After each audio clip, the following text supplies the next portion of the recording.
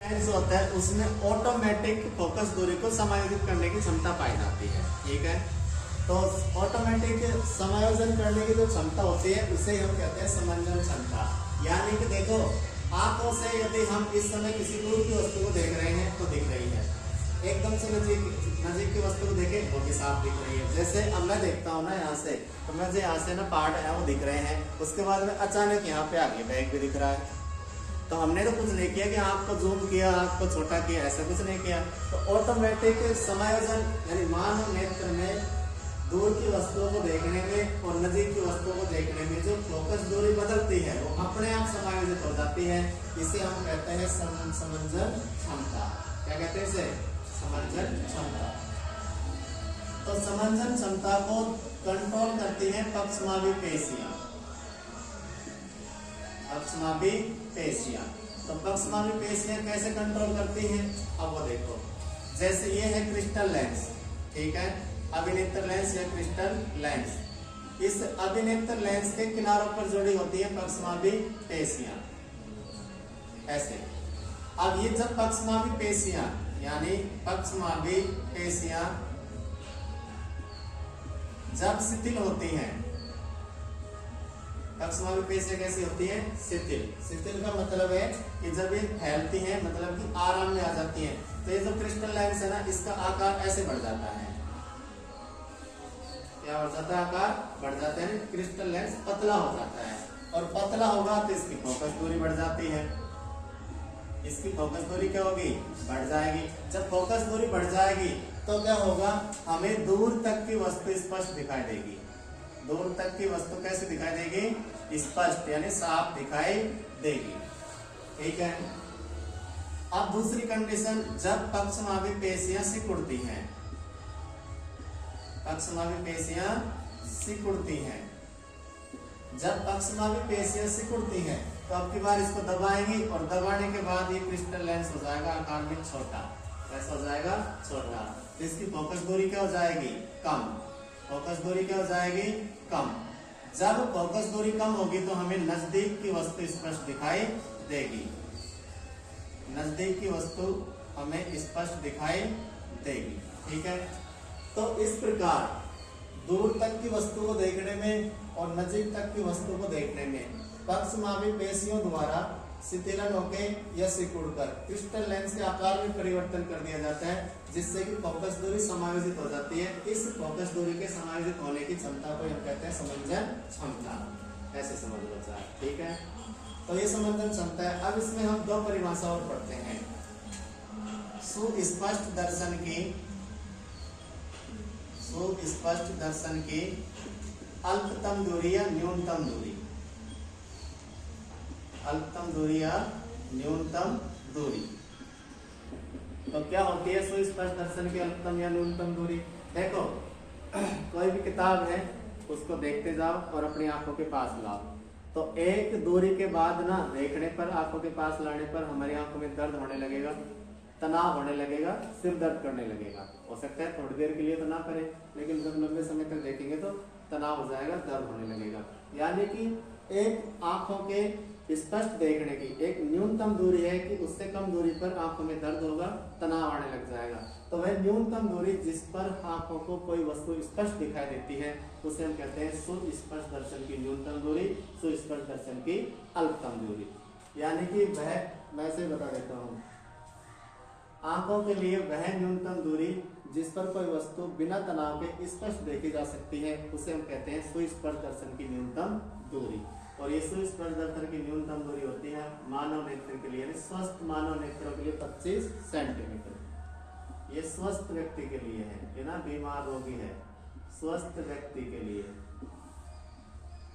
जो युवा है, स्वस्थ है, जिसकी आंखें ठीक है, तो उसके लिए सुस्पष्ट दर्शन की अल्पतम दूरी या न्यूनतम दूरी कितनी होती है? 25 सेंटीमीटर। ठीक है। इसी प्रकार से आगे है सुस्पष्ट दर्शन की अधिकतम दूरी। सुस्पष्ट दर्शन की अधिकतम दूरी, तो सुस्पष्ट दर्शन की अधिकतम दूरी क्या होती है कि वह अधिकतम दूरी जिसको मानव नेत्रों द्वारा देखने पर कोई वस्तु स्पष्ट दिखाई दे।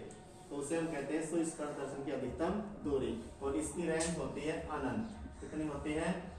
यानी कोई भी व्यक्ति की आंखें अनंत तक देख सकती है, कोई कंफर्म नहीं कह सकता। जैसे अब तक मैं बताऊं, मेरी आंख मुझे खूब दिखाई देता है, ना कोई चश्मे की जरूरत है ना कुछ। हालांकि आप थोड़ा लगने लगा है कि थोड़ा दिक्कत होती है, वरना मुझे खूब दिखता है 25 सेंटीमीटर से लेके और काफी दूर तक दिखता है। अब तो थोड़ा दिक्कत होने लगी है कि जैसे और पीछे खड़े हो और यहाँ लाइट ना होना तो बोर्ड पे छोटे अक्षर नहीं दिखते, तो वो अब होने लगी है, खूब दिखता है। तो अधिकतम दूरी, सुस्पर्श दर्शन की अधिकतम दूरी तो होती है अनंत, और सुस्पर्श दर्शन की न्यूनतम दूरी होती है 25 सेंटीमीटर। अब एक क्वेश्चन आता है जो बार बार पूछ लिया जाता है, वो कहते हैं समंजन क्षमता की परास बताइए। मानव नेत्रों के लिए समंजन क्षमता है, समंजन की परास कितनी होती है? तो परास का मतलब है कि न्यूनतम कितना देख सकती है, अधिकतम कितना देख सकती है। तो कितना देख सकती है? न्यूनतम 25 सेंटीमीटर, अधिकतम कितना? अनंत। तो ये है समंजन क्षमता की परास, जो मानव नेत्रों के लिए देखने की परास। ठीक है, दोबारा सुन लो एक बार, है ना। समंजन क्षमता क्या होती है? मानव नेत्रों में दूर की वस्तु को तथा नजीक की वस्तु को देखने के लिए फोकस दूरी को अपने आप समायोजित करने की जो क्षमता होती है, उसे हम कहते हैं समंजन क्षमता। तो ये कैसे होती है? समंजन क्षमता को कंट्रोल करती है पक्षमापी पेशियां। पक्षमापी पेशियां क्या करती हैं कि एक क्रिस्टलीय लेंस है, अभिनेत्र लेंस है, इसके ऊपर पक्षमापी पेशियां जुड़ी होती हैं। जब पक्षमापी पेशियां शिथिल होती हैं, पक्षमापी पेशियां क्या होती हैं? शिथिल, तो लेंस का आकार बढ़ जाता है, लेंस पतला हो जाता है। जब लेंस पतला होगा तो फोकस दूरी बढ़ जाएगी, और फोकस दूरी बढ़ेगा तो हमें दूर तक की वस्तु स्पष्ट दिखाई देगी। ठीक है, अब उसके बाद क्या कर रहे हैं कि पक्षमापी पेशियां जब सिकुड़ती हैं, पक्षमापी पेशियां सिकुड़ती हैं, जब पक्षमापी पेशियां सिकुड़ती हैं तो लेंस का आकार छोटा हो जाता है। जब लेंस का आकार छोटा तो फोकस दूरी क्या हो जाएगी? कम, और जब फोकस दूरी कम होगा तो हमें नजदीक की वस्तु स्पष्ट दिखाई देगी। तो मानव नेत्रों में नजदीक की वस्तु व दूर तक की वस्तु को स्पष्ट देखने के लिए फोकस दूरी में जो परिवर्तन होता है, ऑटोमेटिक जो चेंज होता है, जो समायोजन होता है, उसे हम कहते हैं मानव नेत्र की समंजन क्षमता। ठीक है, अब यहाँ दो परिभाषाएं बनती हैं। स्पर्श दर्शन की अधिकतम दूरी या न्यूनतम दूरी क्या होती है? मानव नेत्रों के लिए वह न्यूनतम दूरी जिस पर किसी वस्तु को देखने पर आंखों में तनाव या दर्द या जलन का अनुभव न हो, वस्तु स्पष्ट दिखाई देती है, उसे कहते हैं सुस्पर्श दर्शन की अधिकतम दूरी, और वो कितनी होती है? 25 सेंटीमीटर। ठीक है, इसके अलावा सुस्पर्श दर्शन की अधिकतम दूरी, सुस्पर्श दर्शन की अधिकतम दूरी का मतलब है मानव नेत्रों के लिए वह अधिकतम दूरी जहां पर रखी कोई वस्तु स्पष्ट दिखाई दे, वो अधिकतम दूरी है, और वो कितनी हो सकती है? अनंत। अब ये आंखों के लिए अलग अलग है, कोई आंखें 2 किलोमीटर देख सकती है, कोई की आंखें 500 मीटर, कोई की आंखें कितनी देख सकती है, तो अलग अलग होती है सबकी। इन दोनों के बीच की जो रेंज है उसे हम कहते हैं समंजन क्षमता की परास। क्या कहते हैं उसे? समंजन क्षमता की परास, या मानव नेत्रों के लिए देखने की परास कितनी होती है? 25 सेंटीमीटर से लेके अनंत तक। ठीक है, तो ये हो गया अपना समंजन क्षमता। और जैसे जैसे उम्र बढ़ती है, जैसे जैसे उम्र बढ़ती है या फिर कोई अन्य कारण के कारण जो क्रिस्टलीय लेंस है, अभिनेत्र लेंस है, क्रिस्टलीय लेंस है, वो कैसा हो जाता है? धुंधला। कैसा हो जाता है? धुंधला।